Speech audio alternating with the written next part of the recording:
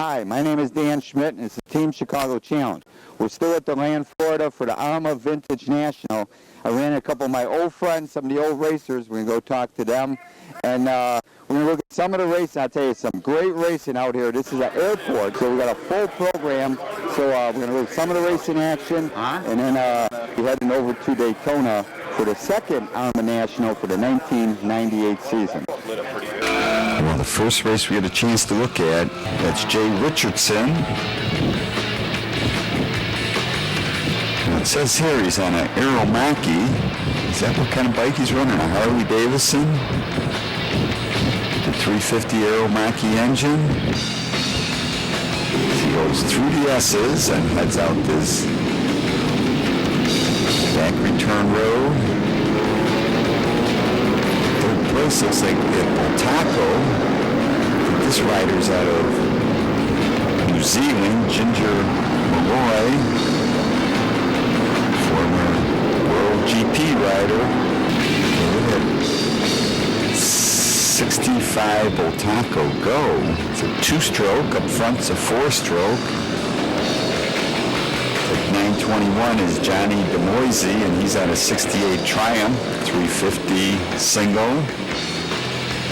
You see that Taco swing over in the classic 60s, 41. It's John Cooper up front. Steve Lowry's running second. John Cooper on a BSA. Is that the same John Cooper that used to ride with the factory BSA back in the heyday of BSA 3-cylinders? But up front, number one, Jay Richardson on that AHRMA Harley Davidson. Ginger Malloy on the Taco as he looks back, is running second. Third place looks like Johnny DeMoise.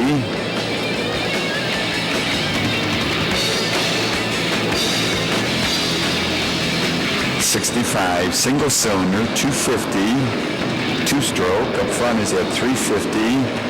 AHRMA four-stroke. Watch this Taco has got enough horsepower down this chute. Taco goes into the lead. This is the 350 GP class out here with AHRMA at DeLand at this beautiful airport road race course.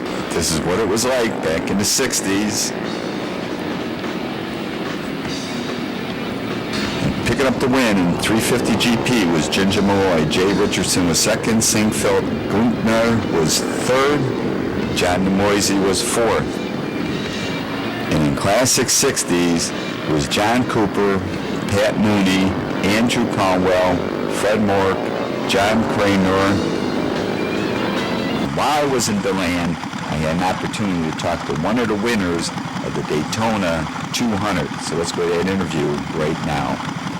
I'm here with Don MD. If you look at the history book, this guy and his dad are the only father and son combination ever to win the Daytona 200. And you did it on a 350 Yamaha. The bike that I'm riding down here, Chip Larky's let me ride, is a TD3 250, which is basically the same bike that you won the 200 miler. That's correct. For many years, the 250s and 350s, very similar platform on the motors. Right, and that was the first time a two-stroke won the Daytona 200 also, correct? Yes, it was. It was, in fact, it was the Dick Mann had won in 70. That was the first Japanese bike, but this was the first two-stroke motorcycle to win, and it started actually a 13-year run for Yamaha in the Daytona 200. And that's the smallest Yamaha to win. Yes, it was. The only other, the next year was also a Yamaha 350. Yarno Saarinen won, so basically he and I kind of tied with 350. Those are the smallest motors that ever won the race, and that was against 750cc machines. Right, and then they came out with the 700 4-cylinder and then the 750 4-cylinder. Well, that's right. It really changed everything because I won in 72, Yarno won in 73, and Yamahas were 1, 2, 3 in those years. So I mean,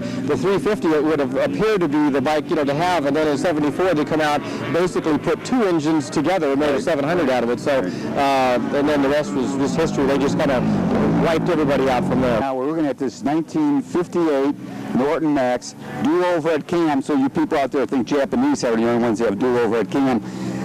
you're riding this. What's the deal here? You part of this transatlantic series? Yeah, well, what it's actually called is the Historic Team Challenge, and AHRMA has put this together with a group of riders from England and in other countries going against some Canadian and American riders, and it's kind of a revival of the old match races of the 70s, which Gary Nixon, who's also riding in the event, he and I were on the first team, the very first year they did it, 1971, with the factory BSA and Triumphs. They actually produced the event, and I was a part of that. So, you know, I'm not really riding as actively as you know, Todd Henning and some of the other guys on the team, but you know, I think Jeff wanted us to be involved just with our role in history with it. But so yes, I'm riding the Norton Manx here at DeLand. It's kind of a little bit of a warm up, and then Monday and Tuesday at the Speedway. Well, good luck, and it's always great talking to you. And you should send me a copy of your new book when you get it done. Okay, I'll do that. And in the 500 Premier class, we had a chance to see Don Emdy in action on this Norton. And in this 500 Premier class out at DeLand, up front, we got a battle going on between John Crownshaw and Stephen Matthews on that Barbara Museum matchless. John Cronshaw's on his BSA Gold Star, and it was one of the best races I have ever seen in 500 Premier class with AHRMA. They were battling third place. It's like Pat Mooney. 146 is Kenneth Baker on a Ducati as the rest of this crew heads down the front straightaway. And we swing the camera over, really stretching lead up front. Stephen Matthews on that 62 matchless. John Cronshaw on that BSA. Pat Mooney running third. Larry Poons is running in fourth. He's on that 71 matchless. Rusty Lowry on that Harley Davidson. Ralph Auer on the BMW. John Cooper, another Brit. He's on a BSA. And now stretching the lead with this BSA making that pass is John Cronshaw on that BSA Gold Star. Third place, Pat Mooney. Ralph Awe on that Beamer. As you watch Don Emdy on that Norton. He's running about 7th place. He's having a great time out here. Going in to pick up the win was John Cronshaw on his BSA Gold Star. We caught up with John at Daytona, so let's go to the interview right now. I'm here with John Cronshaw from Lancashire, England, and he has got, I'll tell you, I got to tell you a story. The guys at A Cycle World, which used to be the biggest BSA dealer in Chicagoland, they would love this. I mean, they were so ardent BSA people. I mean, they just loved their BSA. So I had the race from DeLand, where you just smoked the whole field in that 500 Premier class. So tell me a little bit about this motorcycle. Well, I've been involved with this motorcycle most of my racing career. I've been racing it since 1974, and I raced it in Daytona last year, and we were leading the race there, and unfortunately just let go on the last lap. And I've raced it, you know, all over the world, Aston, Belgium, hoop in the UK at most circuits, you know, and yeah, it's been a good bike for me. So you've been involved with this vintage racing for the last 20 years then? Well, yeah, they call it vintage now, but back when I started it wasn't vintage, it was right from, you know, then. So yeah, I've kind of evolved, and I didn't kind of want to get involved with the two strokes, and I just enjoyed the development of the bike and working on the bike and trying to make it, you know, what it is today, and you know, so that's been my goal in life, you know. And maybe I should have got onto different things and raced more modern bikes, but I've never had any interest in that. Okay, now you told me that you are now manufacturing these Gold Star engines? Yeah, they're made in Holland, brand new Gold Star engines, and we sell them out, and they're better than the original. A lot better materials, better pistons, better crank rods, better cranks, but exactly the same to look at. You know, it's So they're a lot more reliable. Okay, so someone that's restoring a Gold Star would be able to use the same parts in your older Gold Star that you're manufacturing now? Oh yes, they're all interchangeable. You know, one of these engines would just fit into a standard Gold Star chassis, and the parts they make are, as I say, interchangeable. Okay. Is anybody selling a replica Gold Star also? Not a complete bike, no. Just the engines we're doing. This race bike, anybody trying to make anything like this? Well, no, this is a unique motorcycle. It's the only one in the world. We own 2 or 3 of these, and they're not for sale. Okay, so what do you think about the new rebirth of this challenge? Well, it's new in its infancy, so it's a push step, and I think that it will grow.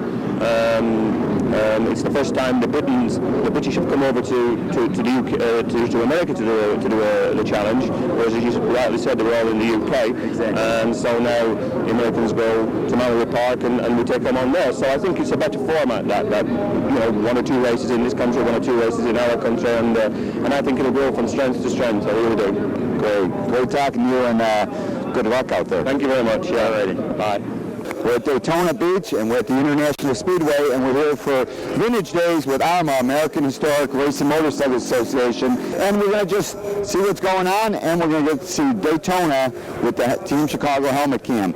So let's go check out some of the action from Daytona Beach. This is race number 1, 3 classes combined. You got pre-40s, you also got Formula 125, and 200 GP. But this is a little taste of the infield out here at Daytona. We see some of these 125 bikes battling it out.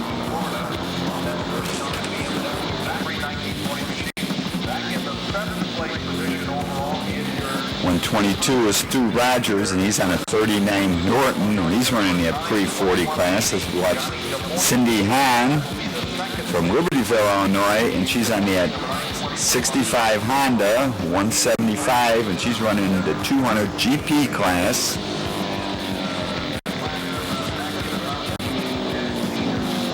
It's smoking out there in that pre-40 class is Ralph Auer on that 39 BMW.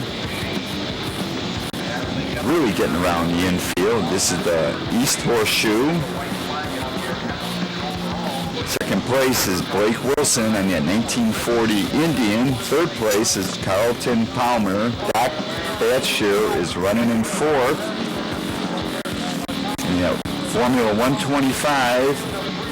42 is John Long, and he's on a 71 Triumph 125. I don't know. Jack Seaver second. Jorge Robato is running 3rd on the 72 Honda. And at 200 GP, Chris LaCruz went on to pick up the win. As we watch Dennis Pointlet running 2nd at 436, and 921 is Johnny DeMoisy on that Triumph. 26 in that 340 class is Al Knapp on that Harley Davidson. As you can see, Daytona is a big place and it's tough to cover, but let's go check it out with the helmet cam as I take that 748 Ducati for a ride. Well, as we go out for practice, right in front of me is Gary Nixon. He's on that 3-cylinder BSA Rocket 3. So I figured I could hook up with Gary and stay with him for a lap to show you what Daytona looks like. We head into that East Horseshoe. Generally I take it pretty easy first lap out on the track. But this Nixon is on the gas right away. Boy, this is going to be a struggle to try to stay up with him as he passes another bike.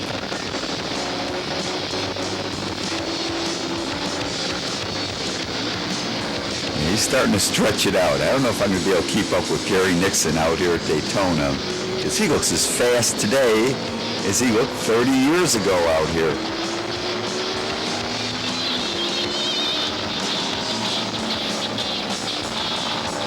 don't want to get in anybody's way. I'm only out here to get some helmet cam footage and check this Ducati out. There's Jerry Herman on the Honda.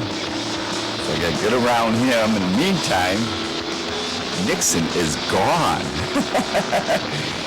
See them 4 bikes up there? Well, he's in front of all of them right now. And this 748 is a pretty fast motorcycle, but let's see what I could do. I don't know if I can catch Gary Nixon now. He's really flying out there.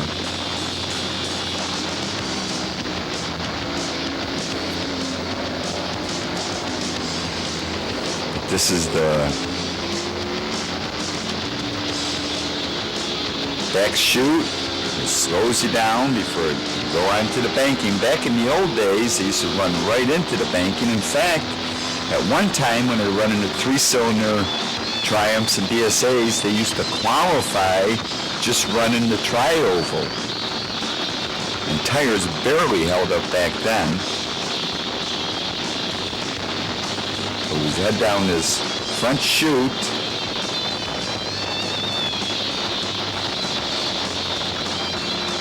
This is the front of the tri-oval.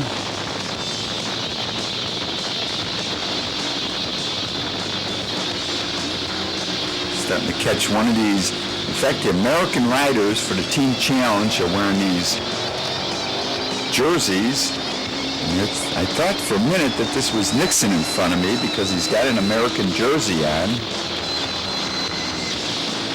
Got some other bikes coming out of the pits as we go into the east horseshoe.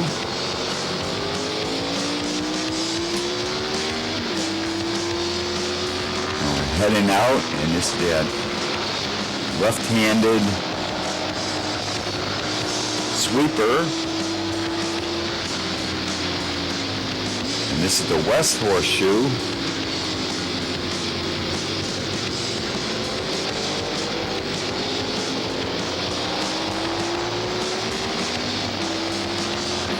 And this leads us into the banking. See who those riders are in front of me. To get into the banking, I should be able to put the horsepower down. One of them riders from the American team. It's 21X, that's Larry Pooms, and he's on a 71 matchless 500.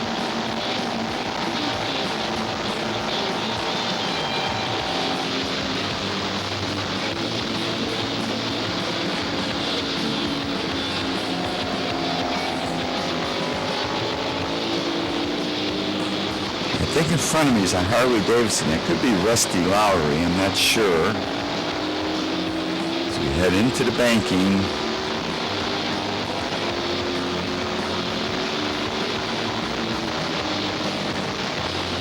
He's putting up his hand. He's going to go into the pits. So I head down this front straightaway. And I don't want to run this track. So let's go on later on in practice. I slow down and let some of these bikes catch up with me because I'd rather follow someone famous around. So we come through turn 1 and head into the east horseshoe.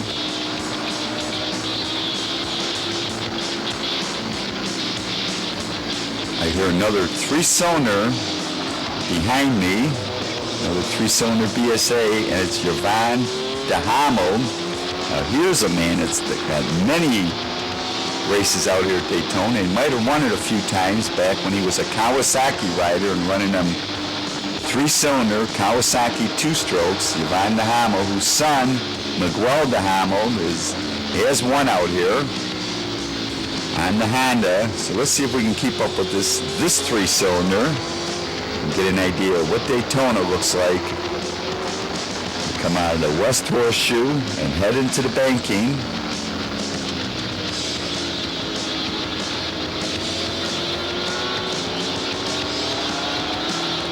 It's a good drive. So I get up in the banking, see if I can catch them.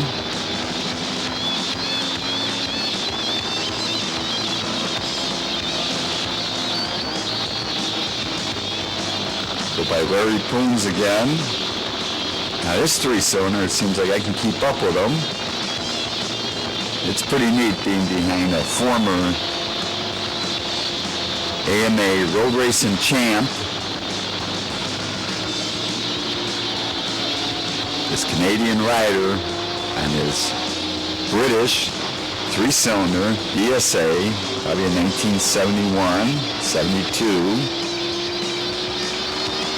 Coming to the East Banking.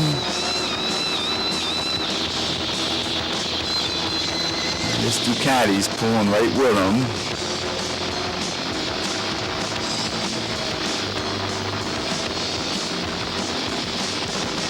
We head into the tri-oval.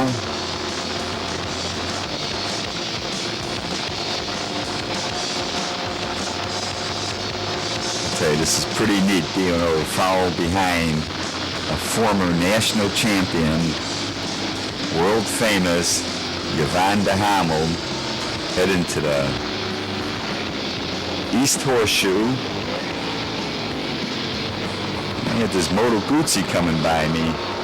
That's enough of Daytona with the helmet cam. Now let's go talk to the owner of this MCC prepared 748 Ducati. I'm with Ted Barger, who last year at the Free Team Chicago School, first time you ever tried road racing, you had this Ducati. Is that correct? That is right.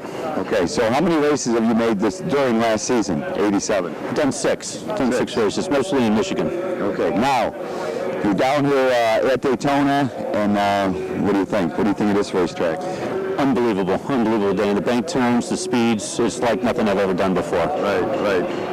So, we should mention the guys over at MCC help set this bike up. Do you got any other sponsors you want to mention? Yeah, we've had great luck with FM helmets. We got these nice hedgehogs here this year. And as far as Elf and Body Double, I've really got some good body work on this year. When I started off, I kept the stock parts on, and I really got my feet wet. And then this year, I went out and got Body Double to put together good body work for me. Right. Okay, well, I also got to thank you because this is the bike I'm going to be riding here at Daytona, and the helmet cam that we're getting is because of this bike, so thanks a lot. And You on it, nobody else. Okay, let's go check out some more of the happenings down here in Florida with AHRMA.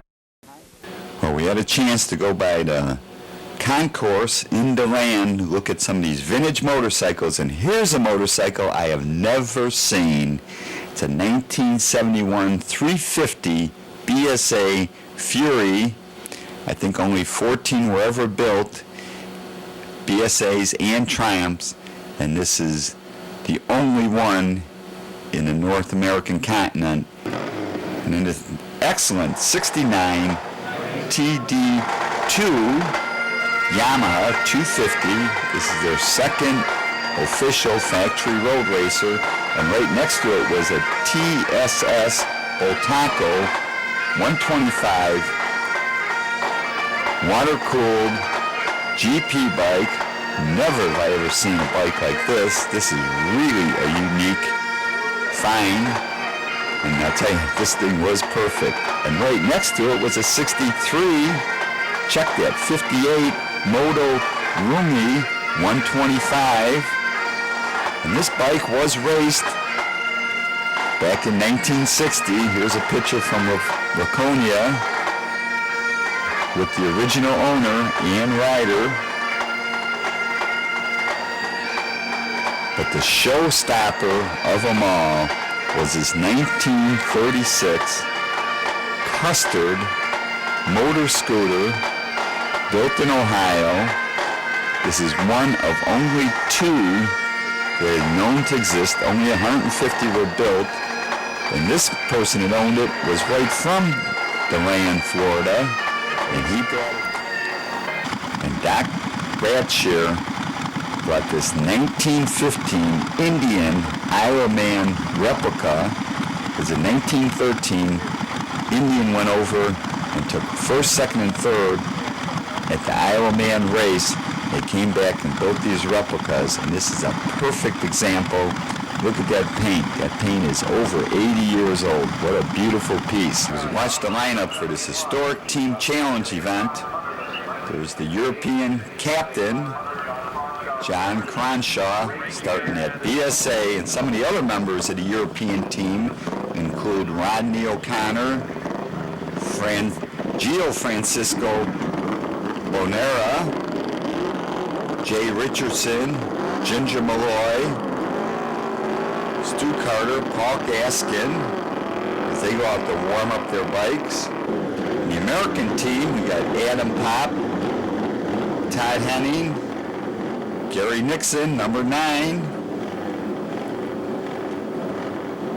Rusty Lowry, Larry Poons, and Don Emdy as they begin to warm up. In the USA team went away from Daytona, leading in the points as they head out to Mallory Park to conclude this historic team challenge.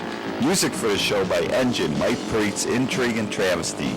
And all this music recorded at Fireside Studios, Westchester, Illinois. And that wraps up our coverage from Daytona with AHRMA. For more information on the American Historic Racing Motorcycles Association, their website is AHRMA.org. AHRMA.org. I could not videotape the team challenge because at Daytona they are control freaks. It is Daytona International Raceway. To contact me, it's teamdan45@gmail.com. I'd love to hear from my audience. And remember, you can always search on YouTube with Dan Schmitt Motorcycle Racing for some of the greatest motorcycle racing action on YouTube. And I highly encourage you to visit the World of Motorcycle Museum, Winamac, Indiana, 4 miles south of North Judson, Indiana, and Indiana 39. Give them a call first at 574-896-3172. It's a great trip and a great collection of motorcycles. Had a great time racing with AHRMA in Florida, even though the people at the Daytona International are a little tough.